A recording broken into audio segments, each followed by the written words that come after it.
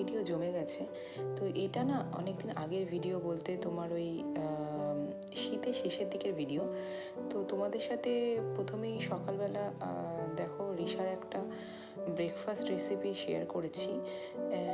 অনেক ধরনের রেসিপি আমি ওর ব্রেকফাস্টে ট্রাই করে থাকি।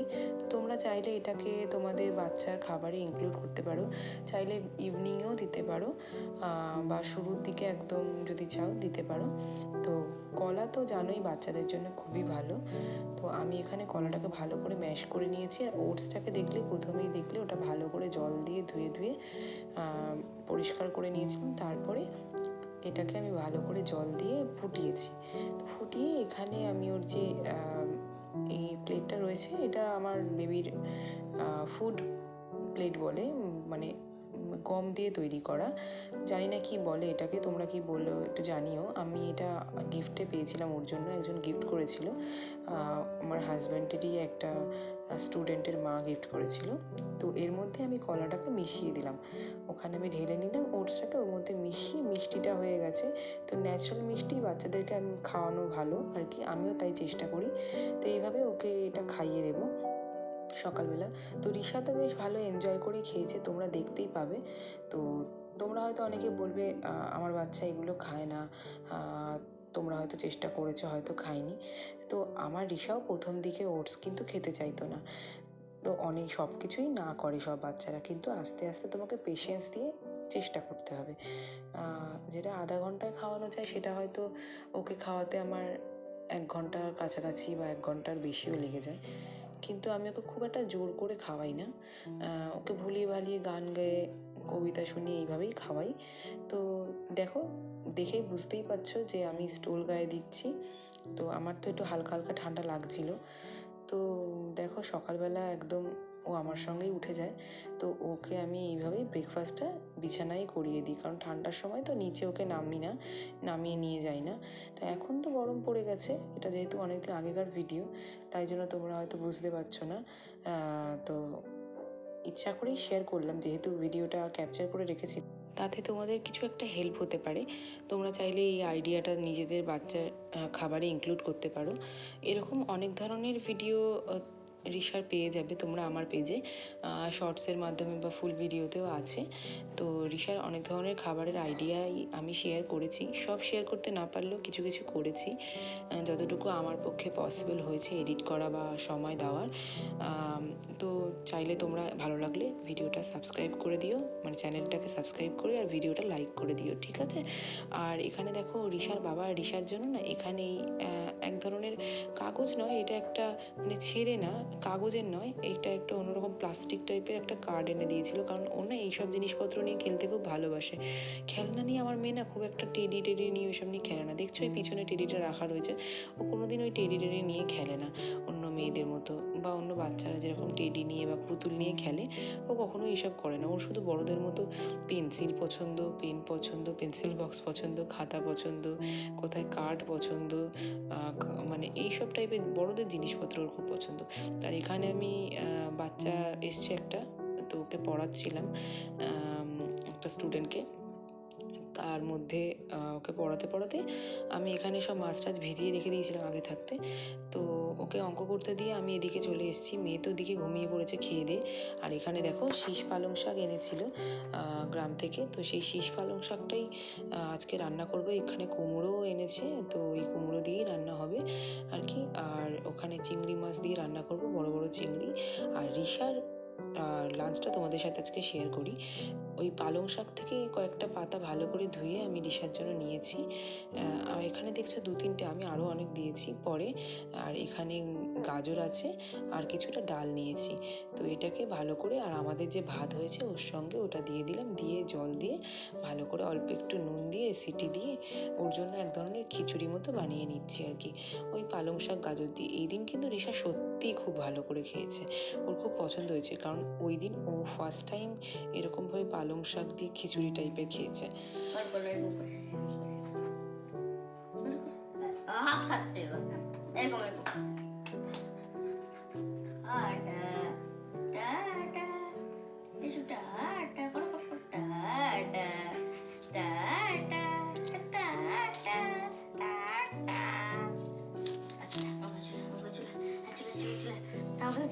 আমরা বন্ধু আমরা বন্ধু আমরা বন্ধু আমরা বন্ধু, হ্যাঁ আমরা বন্ধু, হ্যাঁ। আচ্ছা আচ্ছা আমাকে জয় ধরা বন্ধু, বাবা রে বাবা, আচ্ছা আচ্ছা আচ্ছা। তো দেখলেই আমার স্টুডেন্টের সাথে আমার মেয়ে কেমন করে খেলছে। ওরা দুজনে কিন্তু সত্যি খুব ভালো বন্ধু। আমার বোন মানে মানে বলতে পারো আমার বন্ধুর মেয়ে হয় এটা। তো আমাকে মাসি মাসি করে। তো ও কিন্তু খুব ভালোবাসে আমার মেয়েকে, আর আমার মানে বোনের মতো ভালোবাসে। আর আমার মেয়েও কিন্তু ওকে খুব দিদির মতো ভীষণ ভালোবাসে। তো ওর পড়া হয়ে গিয়েছিল, তাই ও একটু ওর সাথে খেলছিল আর আমি রান্নার কাজগুলো করে নিচ্ছিলাম। ও আমাদের ফ্ল্যাটেই থাকে ওপরে, তো বিল্ডিংয়ে, একই বিল্ডিং আমাদের, নেবার বলতে পারো। তো যাই হোক, এখানে রিশাকে আমি ব্যালকনিতে বসেই দুপুরবেলার লাঞ্চটা করিয়ে দিচ্ছিলাম। তো তোমরা বলো আমার মেয়ের ভিডিও কেমন লাগছে তোমাদের, চাইলে কমেন্ট করতে পারো, আর যদি ভালো লাগে শেয়ার করো প্লিজ। আর এখানে আমি রিশাকে বসে বসে ওই যে যেটা লাঞ্চ তোমাদের সাথে শেয়ার করলাম ওটাই খাওয়াচ্ছি, আর ওর বাবার সাথে একটু একটু করে কথা বলছিলাম, কারণ একটু দরকারি কথা বলার ছিল। এই কয়েকদিনের মধ্যে আমরা গ্রামে গেছিলাম, কারণ কি আমাদের গ্রামে দরকার ছিল, একটু বিয়ে বাড়ি পড়ে গেছিলো, তো ওইসব নিয়েই কথাবার্তা হচ্ছিল আর কি। তো এখানে দেখো রিশাকে কেমন ঝুলে ঝুলে ব্যালকনিতে, কোনো ভয় নেই। এত ওপরে যে মানে সব নিচে অনেক বাচ্চারা ভয় পেয়ে যায়, ওর তো কোনো ভয় নেই, উল্টে ঝুলছে। হ্যাঁ, কিছু বলার নেই। যাই হোক, তো ভিডিওটা ভালো লাগলে সাবস্ক্রাইব করে দিও যে চ্যানেলটাকে। ওই তো ওই তো ওই তো ওই তো ওই তো ওই তো ওই তো খেলা খেলা খেলা খেলা ও মো